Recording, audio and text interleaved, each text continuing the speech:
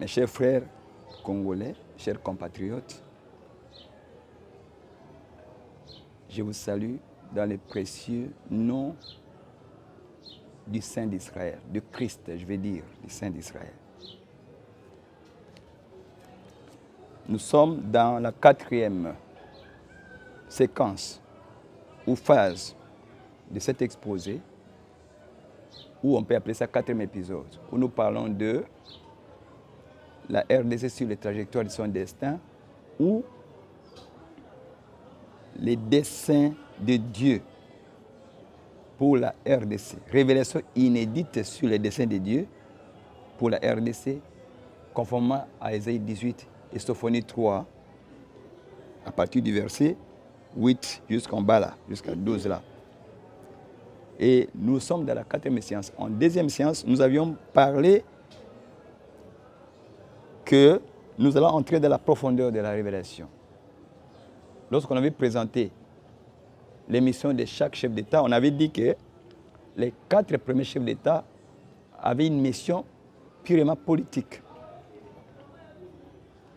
Et vous avez vu que leur nom était presque semblable. Joseph Kasavubu, Joseph Désiré Mobutu, Laurent Désiré Kabila, donc une répétition,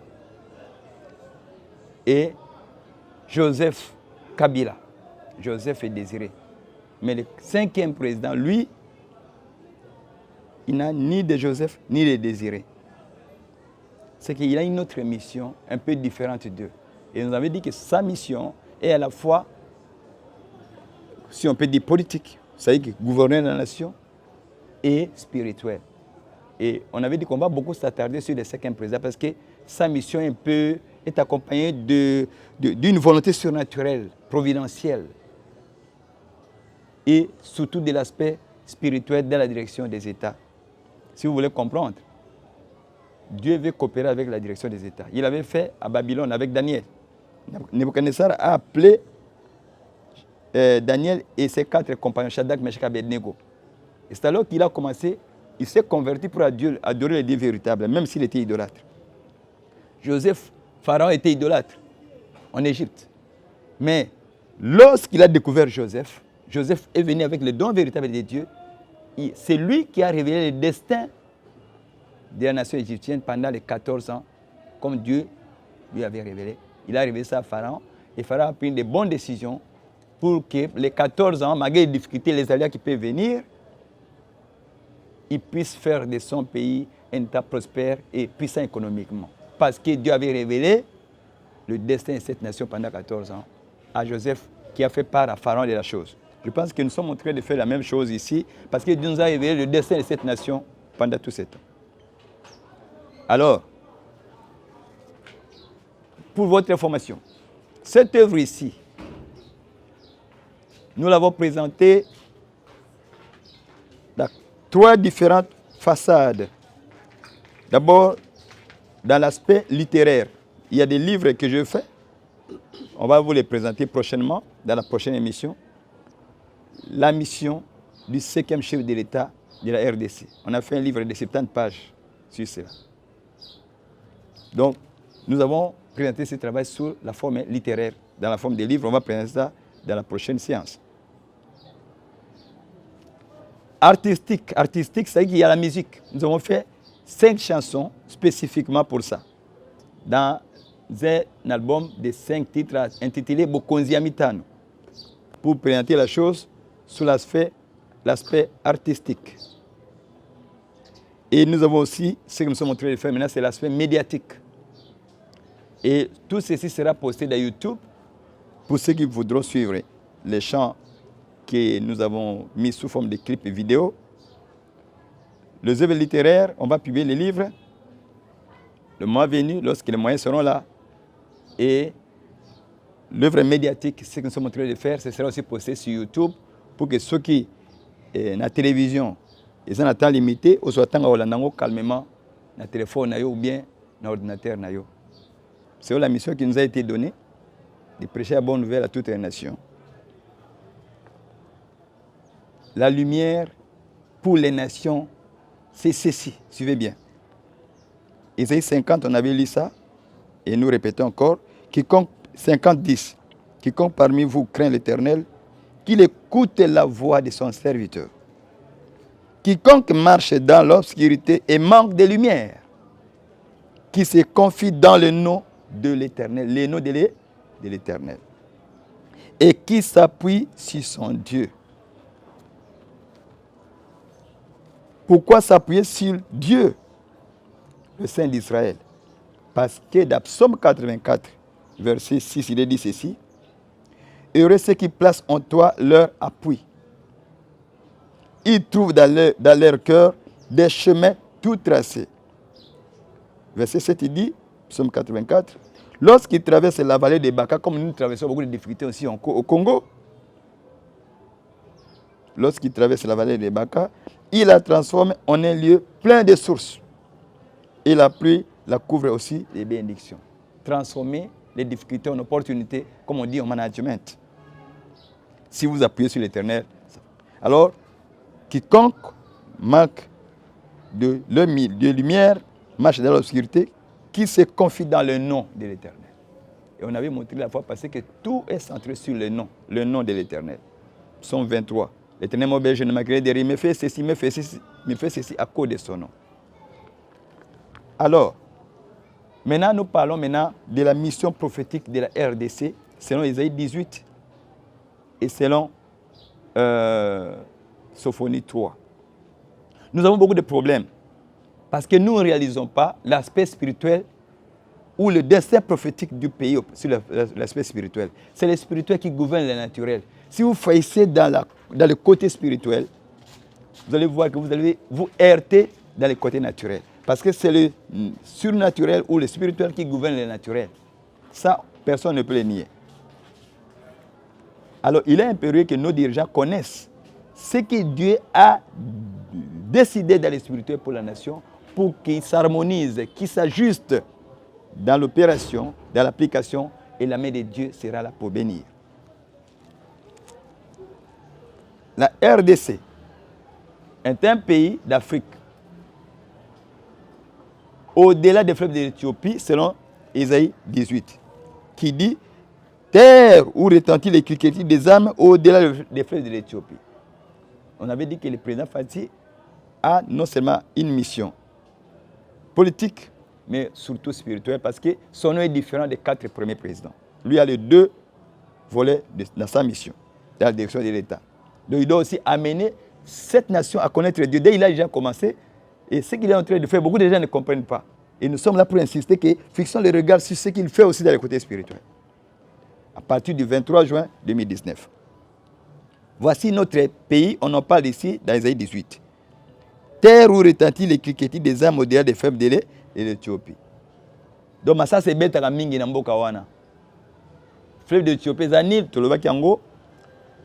C'est quoi Nil source na onde lac Mobutu, lac Albert, na ngambo wana, nde sika Beni ezali, nde sika Nord Kivu ezali, terre ya République démocratique du Congo. C'est qu'on a terre wana nde sika cliquetis des armes ezali, ba situé yango géographiquement au-delà des fleuves de l'Éthiopie, za wana na Beni wana.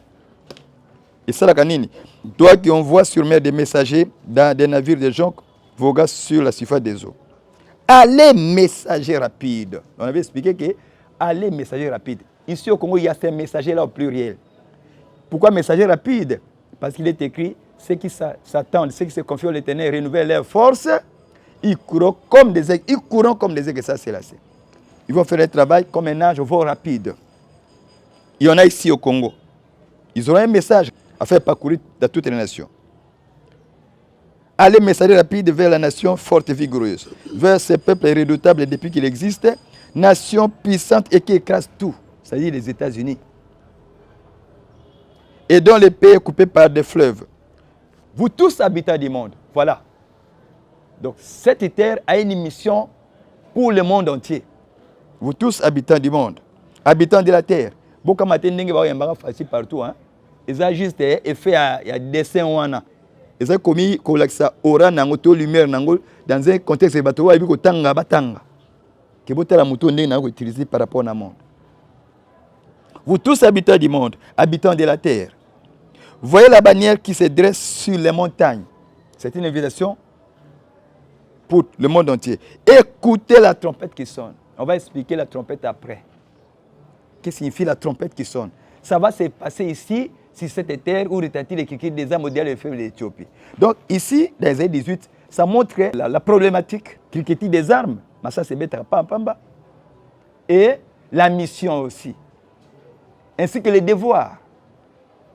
Ésaïe 18, problématique, mission et devoir. Donc le Congo doit comprendre ça par rapport au monde. Maintenant, Sophonie 3, c'est le remède à cette problématique. Sophonie 3. Ésaïe 18, pour la RDC, c'est la problématique et la mission et les devoirs. Tandis que Sophonie 3, versets 9 à 12, ça donne le remède pour les pays. Ce que tu problème aspect économique, politique, financier, même aspect militaire, à résolu correctement. C'est la solution de la Dieu des armées pas mbatté. L'Éternel des armées pas mbatté. Il faut que combo il y a Dieu des armées. Yahweh Tcheba, la traduction, mais on peut s'amener au combo. Voici la solution, le remède au problème du pays.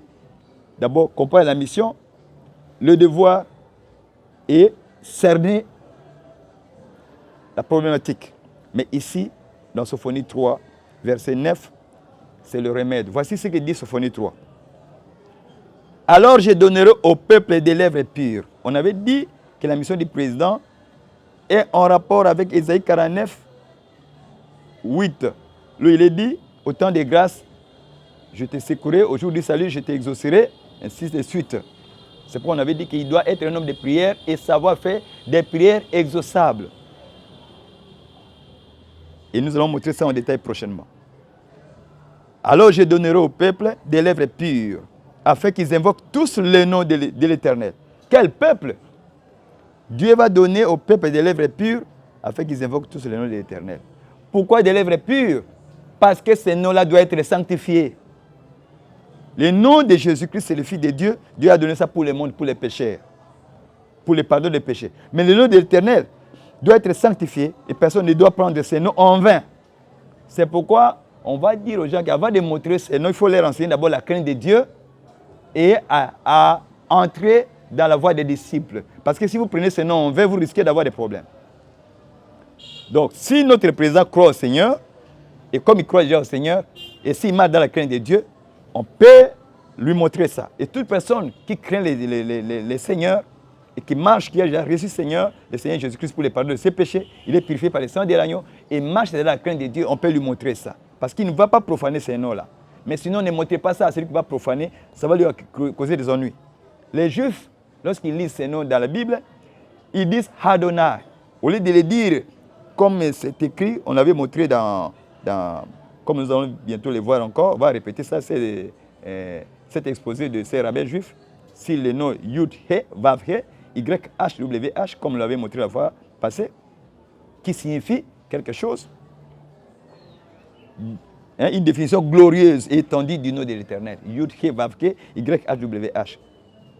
Et ces noms-là doivent être invoqués par les Africains et spécifiquement les Congolais. Les Congolais connaîtraient ce nom-là et ils vont parler de cela dans le monde entier. C'est pourquoi, jusqu'à Jérusalem, c'est pourquoi il est écrit « Je suis noir mais je suis belle fille de Jérusalem.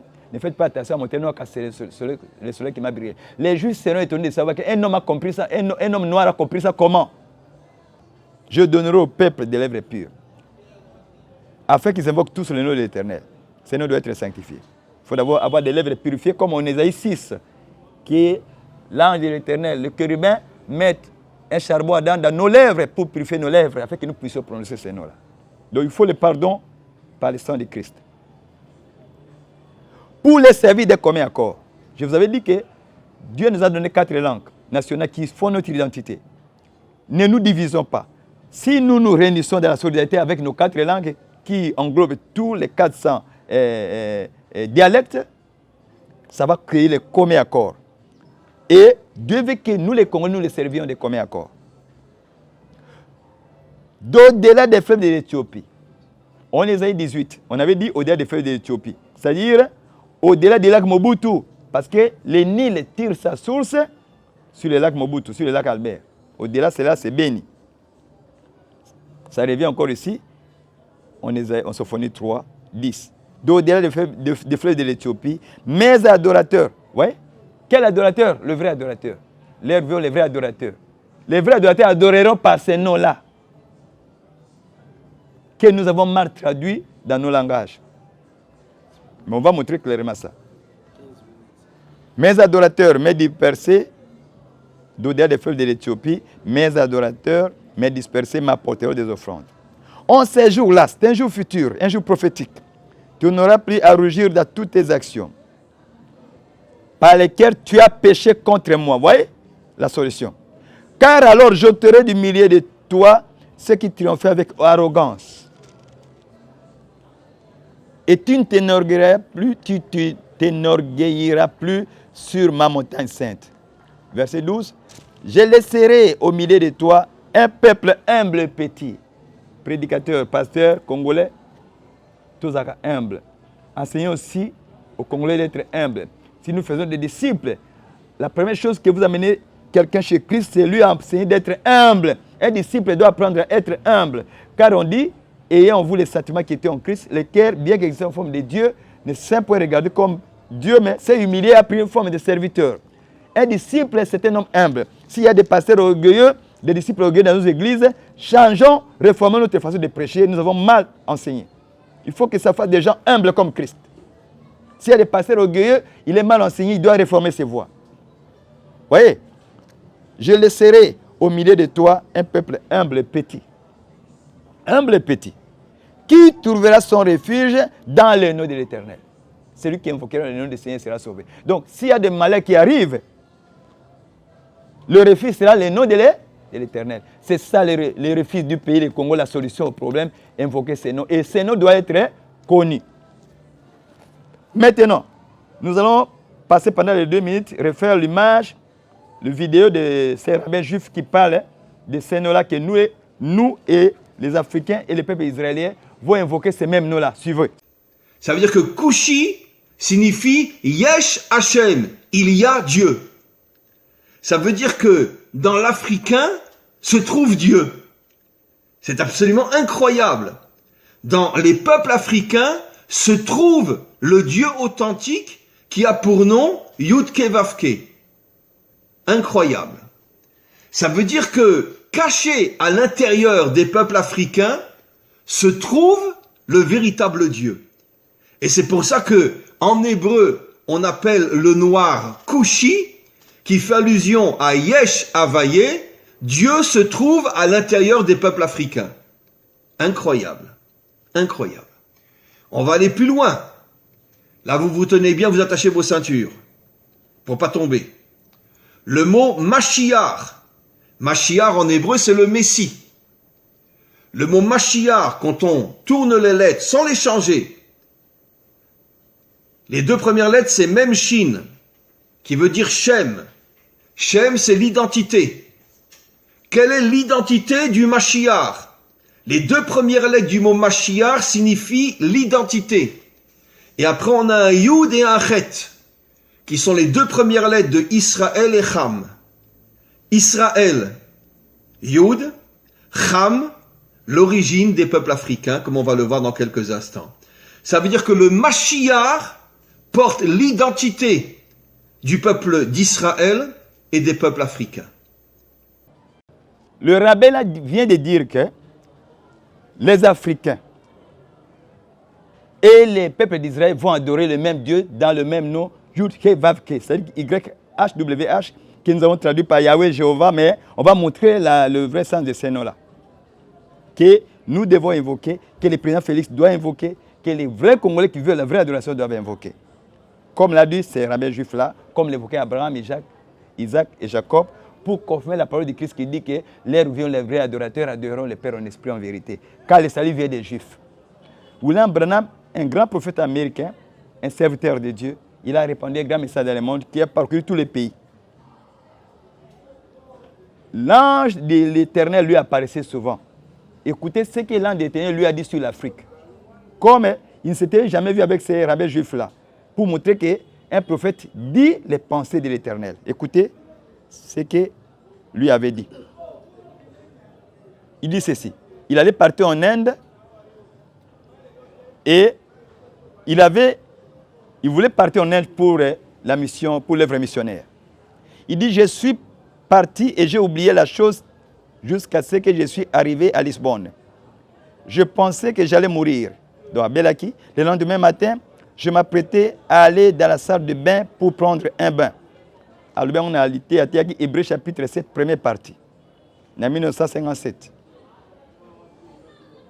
Oh, j'étais si malade que je pouvais à peine me lever.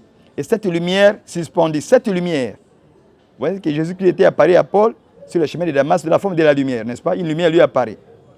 Cette lumière suspendue là dans la salle de bain me dit, je me rappelle bien de t'avoir dit d'aller d'abord en Afrique.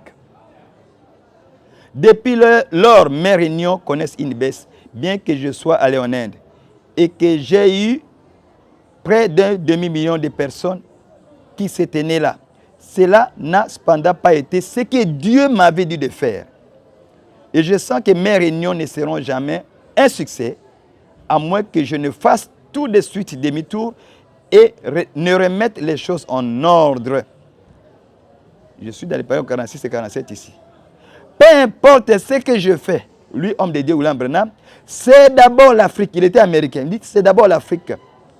Parce qu'il faut le faire. Voici la parole éternelle de Dieu est placée là.